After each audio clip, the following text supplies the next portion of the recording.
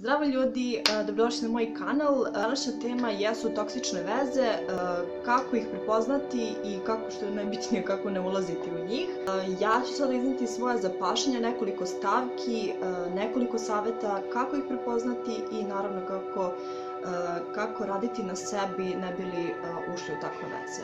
Takve veze obično se zasnivaju na tome što se nađu dva pojedinca od kojih je jedan ili oba imaju u sebi nekakvu frustraciju, strah ili nešto iz prošlosti što ih muči i oni kroz te svoje strahove izražavaju i traže u drugoj osobi pažnju ili nešto što bi ih ispunilo, da ispuni taj bol ili taj nedostatak koji su imali tokom svog odrastanja od strane svojih roditelja ili baki, deke, kogo da ih je uzgajao ili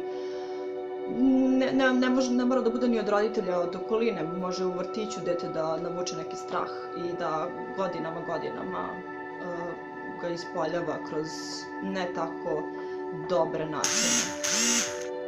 Najbitnije jeste da volite sebe maksimalno pre nego što uđete u drugu vezu. Ne govorim uopšte o bolesnoj ljubavi prema sebi, govorim o zdravoj ljubavi, o samopodržavanju, da umete da prepoznate u sebi sve vrline i sve mane, da možete da prepoznate osobu koja od vas traži da izvlači iz vas nekakve loše stvari. Naravno, svakoj vezi ima uspona i padova, ali toksične veze mogu lako da se prepoznaju. Vidite jednu osobu koja je apsolutno nestabilna emocionalno i emocionalno zavisna od druge osobe. Ta prva osoba obično fokusira previše na tu drugu osobu, traži od nje previše, to su osobe koje traže, to nisu osobe koje daju i to je jako veliki problem. Kada vidite dve osobe koje su u vezi, a jedna traže druge, jedna druge traže, to apsolutno je toksična veza. To je veza iz koristi, ali ne iz koristi materijalnog, već duhovnog i fizičkog i emocionalnog, naravno. Dok ta druga osoba ima svojih problema koje je potisla. Obično bude takav tip, ali dobro, ima i drugih tipova, ima raznih tipova, ali ovo je jedan od obrazaca toksične veze. Druga osoba prosto nema tu nešto što ih povezuje, nešto zdravo i normalno, već ona traži sa strane i takve veze su obično i pune su ljubomore, posesivnosti i svega i nekad se završe jako loše, nekad se završe i dobro, ne mogu da kažem da nisu baš završene sve jako loše i nesrećno, jer mi učimo iz takvih veza.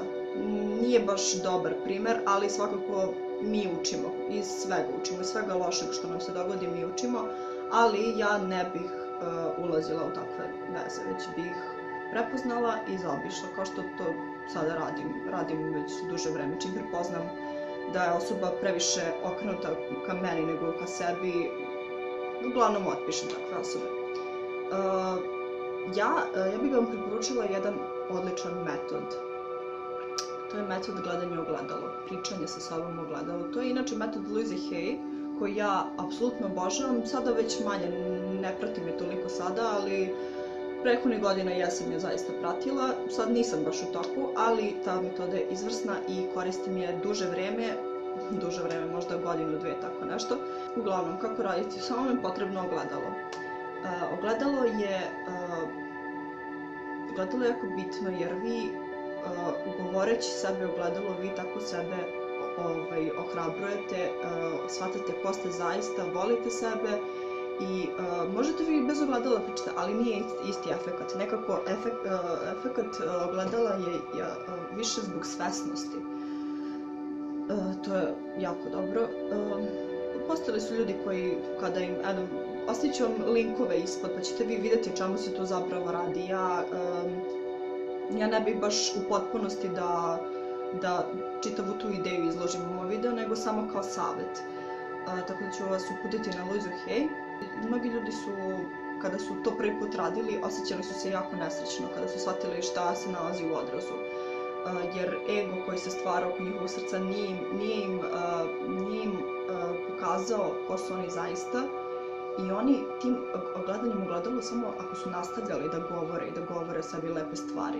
Na kraju taj ego splasne i oni zapravo shvate ko su zaista, vole sebe i to im pomaže da izgrade samopouzdanje i zaista to donosi svašta u život, čuda, blagoslove bukvalno i ljudi vas i više cene, ali nije to da vas ljudi više cene zbog toga što je to kao neka metoda koja je manipulativna, ali zapravo ne, to nije uopšte tako. To je metoda koja može samo da ukloni sve te traume koje su izazivale u vama da se drugi ljudi loše ophode prema vama.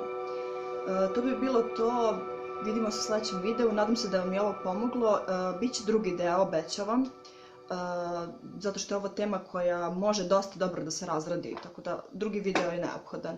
Vidimo se i čujemo se i subscribeujte i to bi bilo to. Ćao!